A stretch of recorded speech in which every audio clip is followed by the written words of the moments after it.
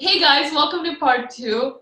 Himangi and I got very much carried away by talking about what we were just talking about, and we're just gonna continue the discussion. So enjoy. Yes. Enjoy. But we touched upon you just we just touched upon tools that people could use to deal with what they're going through. As a psychology student, what are some that you have learned about? What are some of the tools that you could give us here, or you personally know? I don't know. Okay, so I think I can tell you one of the tools that we keep talking about is it's called the grounding technique. It's where it's actually anyone can do that. Anyone feeling anxious also can do that. It's not only people going through something, but anyone can do that. If you're feeling overwhelmed by so many, especially during COVID, overwhelmed with so much of negative news and so much of negativity, this grounding technique can help you, where you first breathe in and then breathe out slowly. And then it's called the 5-4-3-2-1 technique. I don't know if you know that. It's where you name 5 things that you can see around you, 4 things that you can feel around you, 3 things that you can hear, 2 things that you can smell, and 1 thing that you can taste. So this is a very common grounding technique that can be used by anyone, anywhere. Even if, some people get anxious at a mall shopping and they don't know what to do. Over there, you can do this technique, which can help you ground yourself. Make sure you're regulating your emotions, you know how you're feeling, and you are in touch with your negative thoughts as well, but you're not letting your negative thoughts overpower you. So you're again, positive affirmations help you. Surround yourself with people who motivate you. That is one of the most common things I think everyone will tell you.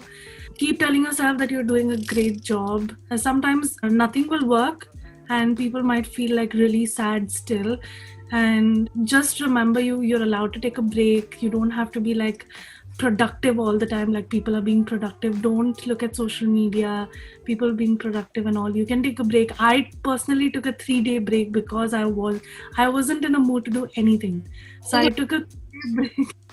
I took a month off right before my exams. So Take a break. Don't feel guilty about taking a break, and be kind to yourself. Yeah. social media, I think what you just said only shows the productive. People only show the productive moments, but Yeah. through a productive day, you can have so many lazy moments that Yeah. you won't like record those. You won't post about it, and Exactly. I mean, you could watch Netflix all day in bed, yet create a story where your whole day will look so productive and so amazing. Exactly. It's the reason I started doing this is also because I took that 1 month break, and I still had to keep posting on social media because of that work thing. And people started reaching out to me saying, "You're so productive. You're so like you have your life so put together and everything." And I'm like, "Oh, you don't even know." I'm literally feeling guilty because I'm not doing any work. But I Yeah. do work because I just got over COVID and I had to give myself that break. Yeah. So that is kind of what eventually had me decide to post those lazy moments just as much, because we social media just makes everything look too pretty. Yeah. People understand that, but they don't. They still. Yeah. We've idolized people who wake up at 4 in the morning, or not that they shouldn't be given a compliment, but we idolize them so much that if today I try waking up early in the morning, but I don't, I put so much pressure on myself that you should, that I don't, then I'm not productive the rest of the day, because I am putting myself down, or I'm like criticizing myself that I didn't do that. And I know that, again, somewhere I read it on social media, how you don't have to be working all the time to be successful, or you don't have to some people, they sleep late at night and they work the whole night and they are successful. But we only talk about people who wake up at 4, exercise at 5, have green tea, live a healthy life, and then we are feeling guilty that we are not doing that. But it's okay. You take your time. You take your take your break. It's fine. You'll be successful whenever you have to be successful. Just work towards it. If you can't, don't feel guilty. Oh my God, you touched upon something I literally was talking about with my friend yesterday, because he's the one I keep talking about. The whole idea that you have to work hard to achieve success is so up. So it is. When you look at it in reality, I would even say to an extent that the laziest people are the most successful people, and the people that work hardest are not as successful. And that idea of exactly what you said it makes me, I just aggravated, I start getting why. The reason people start giving me those compliments of me being productive was why? Because I posted sunset at 5 a.m. Now, once I posted at sunset because I didn't sleep till 5 a.m. But people woke up at 5 a.m. And then sometime later, I actually woke up at 5 a.m. and posted the sunrise. Sorry, I keep saying sunset. Yeah. My idea of posting a sunrise at that time was because it looked beautiful. Sunrises here at 5 a.m. are extremely, they're just on another level. I was waking up at 5 a.m. not to be a productive, productive bitch or whatever, people show on social. I literally woke up at 5 a.m. because I took a month off of school and everything, off of life. And I just so much work piled up that I thought, you know what, if I want to save myself from anxiety right now or anything like that, I need to get this work done. And the only way I can get this work done is by putting in extra time. And while I used to be the kind of person all my life, my father too, that would work better at night. We would be very, very, very, we would have rough mornings and the nights would be so productive. And I get just the same amount of work done at night as people that get up early, or as I do now when I get up early. But now I've changed as a person, and I tend to do better work in the mornings than I do at night. It really, the idea of this whole idea that people have made up that 5 a.m.s are productive. If you wake up at 5 a.m., if you go to sleep at 5 a.m., they're not productive. Yeah. Another thing is people start feeling guilty because different other people make them feel guilty. You should be waking up at 5 a.m., but a second, step back and think, do they even do that themselves? Yeah. So, 80% of people that will tell you to wake up at 5 a.m. don't even wake up at 5 a.m. So if they can't do it by themselves, why are you listening to them? Exactly. Why are you worrying over that? I think that's why self-awareness is another thing that I talk about a lot on this channel is self-awareness. You're your own individual. You have been given tools through life. Try to use them to become more self-aware. Be self-aware enough to be able to decide whether this is good for me or bad. As a fundamental thing of life, is just to be able to decide what's good for you and what's bad. And this is coming from a person who, I would never be able to decide what's the right thing, what's the wrong thing. And I've broken so many of my relationships with people just because I couldn't differentiate between the right and wrong, because I wasn't given the tools growing up. But I was my own individual. I had the choice to either chase and understand these tools and find these tools, or continue to make the same mistakes. It's really up to you to decide your life. Everything is in your hand. You decide where you eventually end up. You mentioned all the tools, but along with those tools, how much do you think physical health applies as those tools as well? Because I think there's a big correlation between physical health with mental health that, again, I think people don't manage to connect. I couldn't connect it for the longest time. The way I cured depression is by curing my physical self first. It's how I managed to get over it to a big extent. So what are your opinions on the correlation between physical and mental health? As I said, mental health, self-care is very important. Self-care, as you said, exercise, taking a hot shower, reading a book, listening to music, all of these external things also, because these are like things that make you feel good. Having people who you can learn from, and you should have people like that. Hydrate more, drink more water, that can elevate your mood. Pick up an instrument, learn something. I personally do play ukulele. I suck at singing, but I do it because it makes me happy, and I do it when I'm alone. You have to you have to be very, very okay with being alone. I think a person's childhood really plays a role in any aspect, be that anything you're talking about, but right now we're talking about depression and anxiety. I think it plays a big role in depression and anxiety. And I just wanted to ask you, what are your, how much do you think that a person's childhood connects to their struggles in life, such as depression and anxiety? So, since this is a very subjective topic, I cannot say much, but I can say that I agree that everything that is happening to us, it's because of our childhood, whether it's good, whether it's bad. So it is very important for parents to understand their influence on children. And people underestimate the trauma that is caused in childhood, and that is why one caution is like parents need to be very careful about how they portray their emotions and their feelings on their child.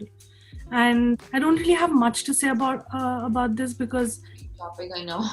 It is definitely very subjective, and people go through different things. People go through a lot of trauma during childhood, but it's the parents' responsibility. So I think it's all up to parents, and they should understand that having a safe and understanding environment is very important for a child.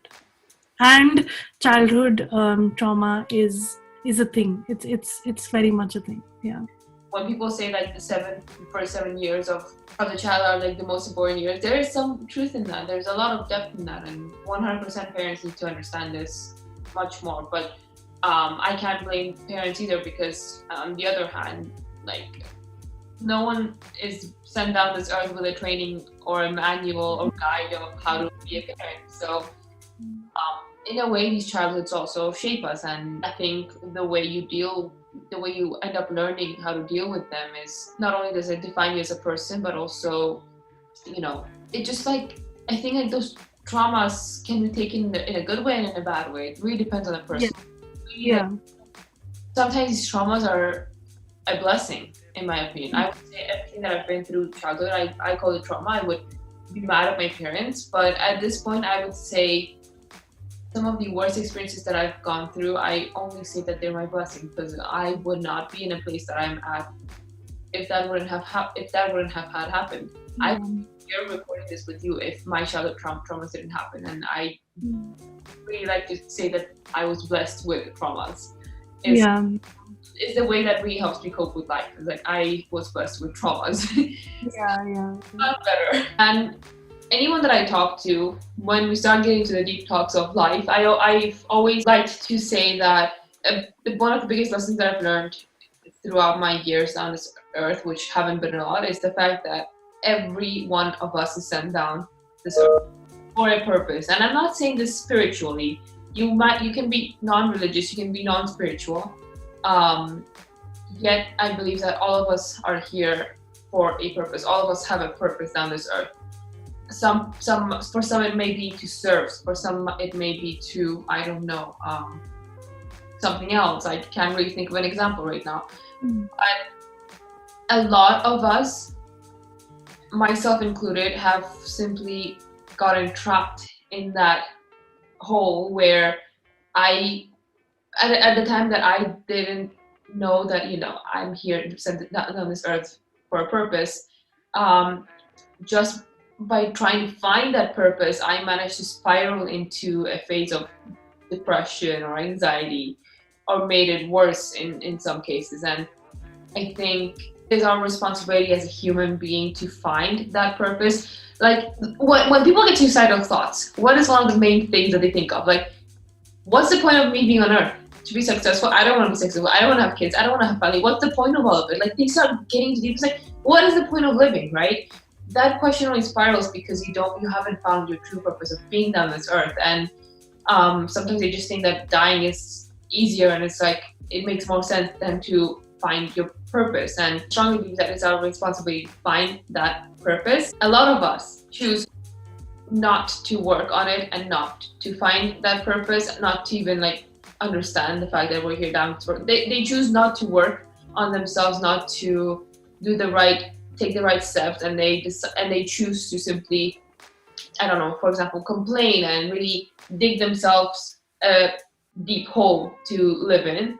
Whereas some people flourish and they take on the challenge and they keep trying to find that purpose, and they keep trying doing new things, working on themselves. And I think people that don't take the steps to find their purpose are driven by fear. It's what I believe. They are mostly driven by fear. I said this at the beginning, that one of my biggest weaknesses is fear in my life. Fear stops doing a lot. Fear is one of my biggest reasons of depression and anxiety. And to what extent do you think that fear plays a role in like depression, anxiety, and everything in life? Okay, so we'll first talk about people who are not clinically depressed and have anxiety. That is why it is very important for people who are struggling right now, but they're not clinically depressed, to keep working on themselves, because a person has a flight mode or a fight mode. Okay, fight or flight mode, you must have heard. So many people, they learn from things that are going wrong in their life, and they become better people, and they are in the fight mode, but fear is something that it's a natural feeling, in a person, built into our bodies for survival. So fear happens no matter what. Now, if a person learns from it and fights it and reassures themselves that it's going to be fine, they are working on themselves to being better, and they are changing their thoughts and patterns and everything, and they're working on themselves, which might take them to a path away from depression and anxiety. But if the fear keeps haunting you, okay, it can cause damage to a certain part of the brain, which is called the hippocampus. So people who have suicidal thoughts and who are suicidal right now,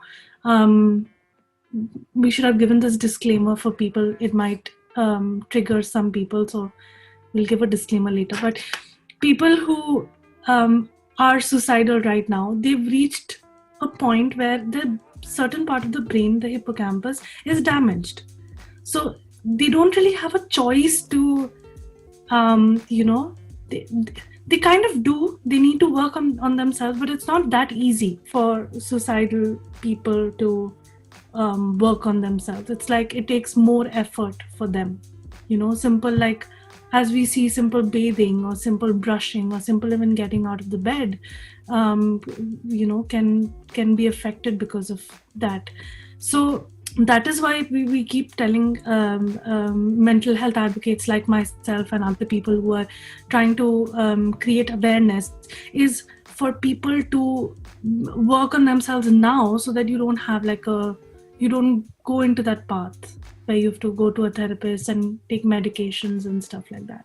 So that is why first of all you need medications, because it damages a part of the brain, and it can make it even more difficult to regulate fear, and it can make the person anxious all the time. So anxiety, depression, that's how it's related.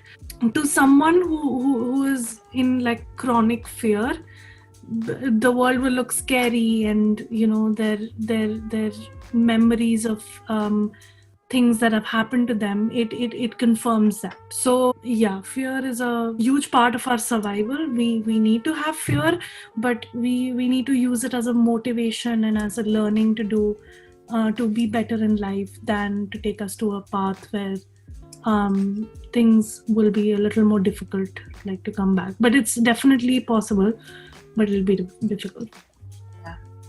No, the fact that the point where you mentioned that our like a part of our brain is damaged, I never knew that. I was never aware of that, and it suddenly makes so much sense. Well, this question basically sums up the whole episode.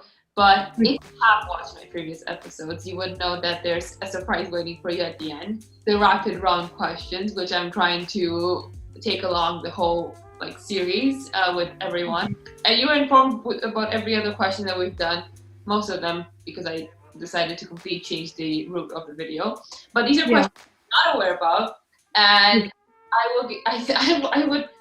will give you 3 to 5 seconds to answer them, and I want you to just say the first thing that comes into your head. Like it doesn't even have to make sense. You can say banana or something.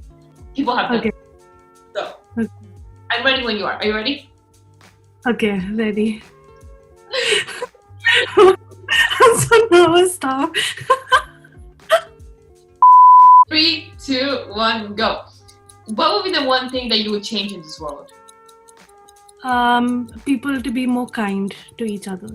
Okay. What is the one thing you cherish in this world? In this world? In the world. That many people, despite the fact that they are going through so much, there are many people who are still kind in this world. If you had the power to change anything in the world, what would it be? For people to become more compassionate towards each other.